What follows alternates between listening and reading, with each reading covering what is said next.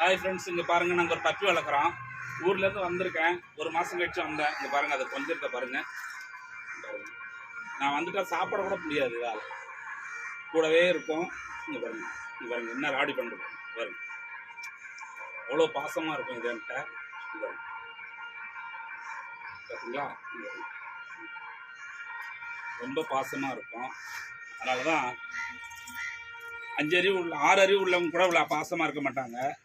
நம்ம எல்லாமே கவுத்து விட்டு போயிடுவாங்க. முடிஞ்ச வரைக்கும் நம்மகிட்ட பிடிங்கிக்கிட்டு நம்மளை கடைசியில் தனியாக விட்டுட்டு போயிடுவாங்க. இது பாருங்கள், நம்ம கூடவே இருக்கும்.